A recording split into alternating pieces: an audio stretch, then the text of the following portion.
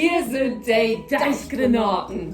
Du, Anni, sag mal, ich würde gerne noch mal übers Gendern sprechen. Echt? Aber da reden wir doch ständig drüber. Eben.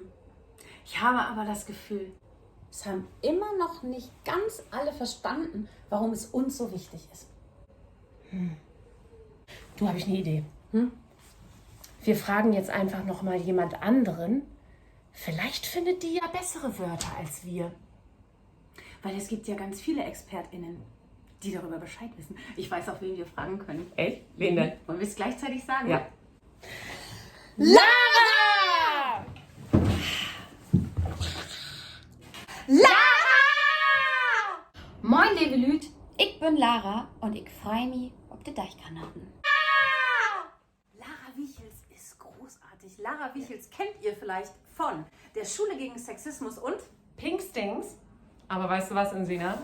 Ich war richtig aufgeregt. Warum denn? Denn Lara ist Schauspielerin, Schauspielerske an Unsuchttheater. Die kann platt. Die ist die Beste. Lara! Ihr Lieben, dass ihr mich hier eingeladen habt, vielen Dank. Keine Ahnung, ob ich euch hier weiterhelfen kann. Jetzt haut mal raus eure Fragen. Aber du, Insina, gibt es nicht eigentlich Wichtigeres auch auf der Welt, um das wir uns kümmern müssen, als dieses Gendern? Kriege, Klimakatastrophe. Ja, Digitalisierung. Außerdem sind ganz viele Menschen obdachlos in Deutschland. Und die Altersarmut. Ganz schön. Und die sind ja auch so einsam alle. Und dann noch dieses Sternchen. Ja. Natürlich gibt es wahnsinnig viele ganz, ganz wichtige Themen. Ich glaube, es ist wichtig, sich ehrlich mit der Sprache auseinanderzusetzen. Sprache bedeutet auch Verantwortung. Mit Sprache können wir so viel anrichten. Und mit Sprache können wir auch ganz empathisch sein und Menschen mitbenennen. Stellt euch doch mal vor, ihr würdet aufgrund von Sprache irgendwie diskriminiert werden. Wie? Sorry, scheiße wäre das denn? Und wenn sich dann jemand nicht angesprochen fühlt, weil wir zum Beispiel ein falsches Pronomen benutzen oder weil wir eine Person einfach nicht mit benennen, ist das einfach sorry, scheiße. So, und deswegen ist es wichtig. Aber reicht das nicht, wenn wir Bürger und Bürgerinnen sagen und Schüler und Schülerinnen? Also damit sind dann doch wirklich auch wirklich alle gemeint. Es reicht nicht, wenn wir nur Bürger und Bürgerinnen sagen, weil da sind nicht alle mit gemeint. Nicht-binäre Menschen fallen dabei total weg. Binäre Menschen sind Menschen, die sich als Mann oder Frau identifizieren. Nicht-binäre Menschen sind Menschen, die sich eben nicht als Mann oder Frau einordnen wollen und es auch nicht müssen. Lasst uns doch empathische Wesen sein und uns selber ein bisschen hinterfragen, wie wir irgendwie sozialisiert und aufgewachsen sind und uns über unsere Sprache Gedanken machen. Das klingt erstmal ein bisschen anstrengend, ist es aber gar nicht. Und wie cool ist das denn, bitte einfach alle ganz selbstverständlich mitzumeinen? Die Gesellschaft ist einfach noch nicht so weit. Wir können das jetzt nicht so schnell über den Zaun brechen. Weißt du, plötzlich einfach alle Menschen zu meinen, die hier leben, das ist schnell. Das ist viel, zu viel für unsere Gesellschaft. Ich glaube schon, ich mache mir Sorgen. Mal gucken, was Lara dazu sagt. Ist das eine ernste Frage?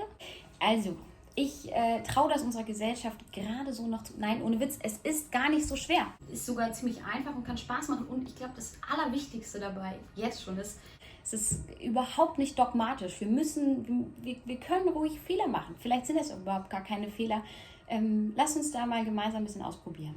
Anni, ganz ehrlich, Ja. was ist mit dem Lesefluss? Es ist doch grauenhaft. Man stolpert übers Stolpert Lesen. immer so, ne? Übers Stolpert immer Lesen. so, ne? Ja. Und das ist so unübersichtlich, muss das denn?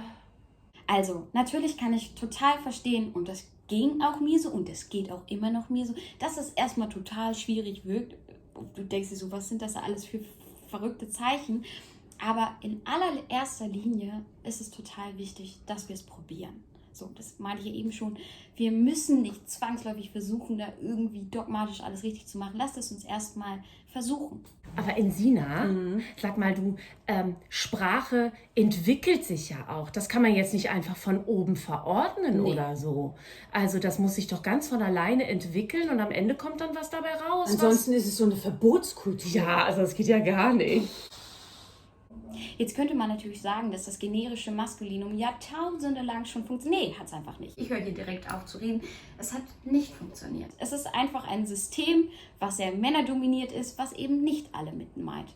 Sonst würde es doch den Gender Pay Gap gar nicht geben. Zum Beispiel, lasst uns doch eine Sprache benutzen, die ganz selbstverständlich Menschen mitbenennt. Aber muss das denn? Bringt das denn was? Ist Kindern das nicht einfach scheißegal, wie wir sprechen? Ich meine, wir leben im 21. Jahrhundert, da wird man ja wohl alle Berufe machen können und sich irgendwie angesprochen fühlen, oder? Natürlich können wir sagen, ja, das hat ja jahrhundertelang funktioniert, aber da gibt es auch ganz, ganz viele Sachen, die wir denken, die jahrhundertelang funktioniert haben, die aber einfach nicht gleichberechtigt waren. Und wenn wir jetzt doch wissen, dass bestimmte Dinge nicht gleichberechtigt sind, wenn wir jetzt zum Beispiel sagen, ja, guck mal, der Lehrer, aber das ist eigentlich eine Lehrerin. Also wie blöd ist das denn? Zum Beispiel für die Kinder. Aber du, Insina, müssen wir dann nicht auch irgendwann Gabelinnen sagen oder Messerinnen oder sowas? Oder überhaupt Häusinnen, Bäuminnen und so weiter? Dann wird es also, nämlich richtig wirklich kompliziert. Genau, also wenn wir das machen müssen irgendwann. Dann ist ja, also Also das finde ich jetzt einfach echt ein bisschen albern und unnötig, irgendwie diesen Kommentar. Also gut, jetzt klinge ich erstmal ein bisschen streng, bin ich auch. Weil ich meine, sorry, es geht um Gegenstände. Nope.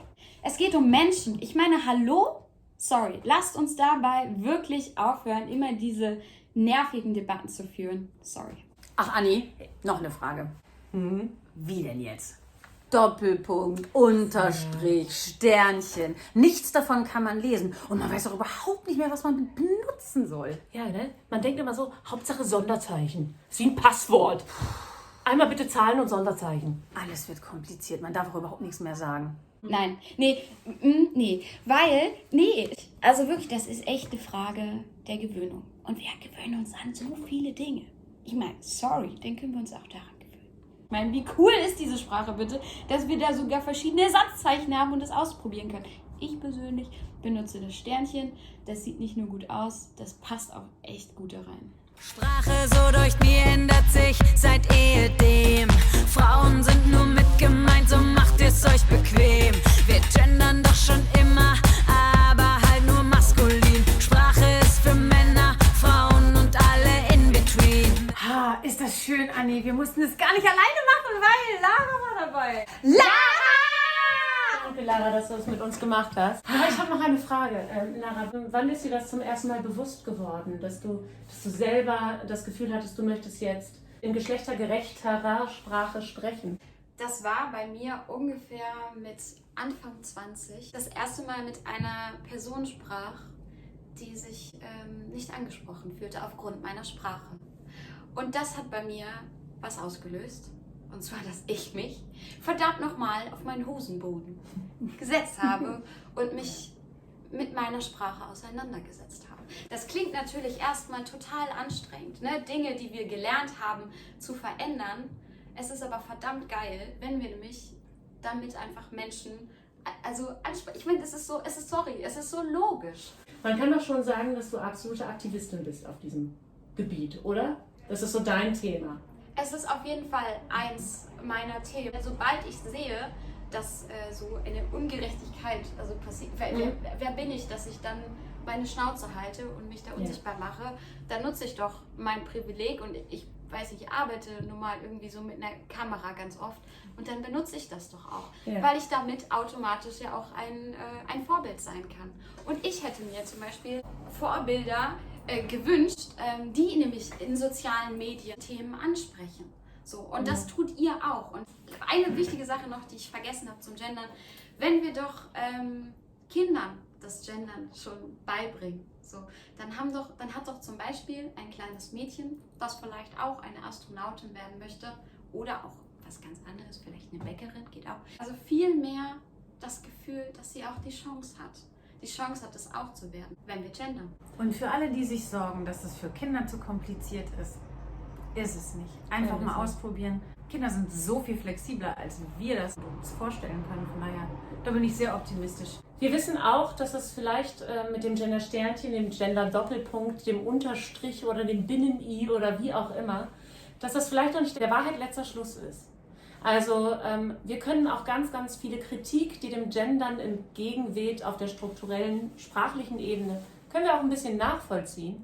Aber letztendlich finde ich immer noch, solange man mir kein sprachlich besser gestaltetes Konstrukt anbietet, werde ich jetzt das nutzen, weil es für mich kein besseres gibt. Auf dem Weg bleiben zu einer gerechteren Welt oder zu einer gerechteren Sprache, das ist so viel wichtiger, als jetzt schon zu behaupten, man hätte der Weisheit letzten Schluss erlangt. Und in diesem Sinne, lass uns doch gemeinsam rumprobieren, ausprobieren, flexibel bleiben auf dem Weg zu einer gerechteren Welt. Das sollte doch in unser aller Sinne sein. Wie Gölten van Harten, den Deichgranaten. Mit Ehrendeichgranate. Gender vereinigt eure Stimmen. Den Krieg der Sternchen können wir nur zusammen gewinnen. Hört einfach auf mich, eure Innenministerin.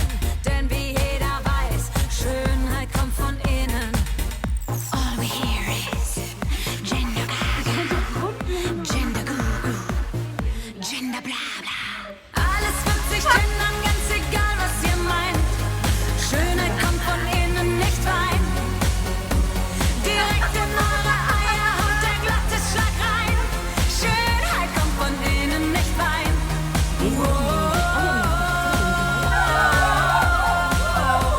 Wir können nur gewinnen, vereint.